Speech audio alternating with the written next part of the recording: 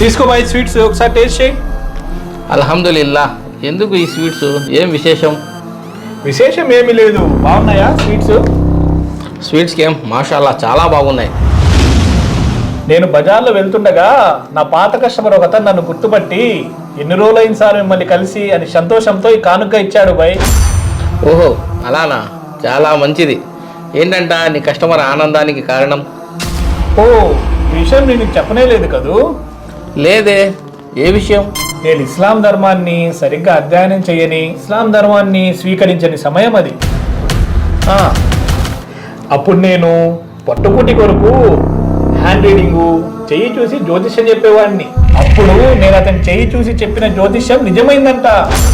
ఆ ఆనందంలో తను నాకు స్వీట్స్ కానుకగా ఇచ్చాడు. అవే ఇవి.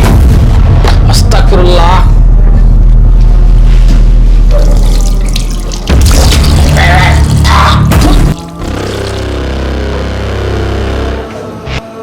ఎంత పని చేసావు సోదరా. జ్యోతిష్యము, పాచికలతో జోషము, చెయ్యి మొహం చూసి జాతకం చెప్పడము, ఇవన్నీ మూఢనమ్మకాలు. ఇవన్నీ శైతాన్ చేష్టలని ఇస్లాం ధర్మం క్లియర్గా తెలియజేసింది కదా. ఇలాంటి మూఢాచారాలకు మనం దూరంగా ఉండాలి. లేదంటే ఇహపర లోకాలలో అల్లాహ్ మనల్ని కఠినంగా శిక్షిస్తాడు. మన ఆరాధనలు, దువాలు ఏవి స్వీకరించబడవు. క్షమించన్నా, తెలియక పెద్ద పొరపాటే చేశాను. ఇప్పుడు ఎలా ఈ స్వీట్స్ ఎవరికైనా ఇచ్చేసేదా? అల్లాహ్ మనకు నిషేధించినది ఇతరులకు కూడా నిషిద్ధమే. అందుకని ఏదైనా జంతువులకు తినిపించే.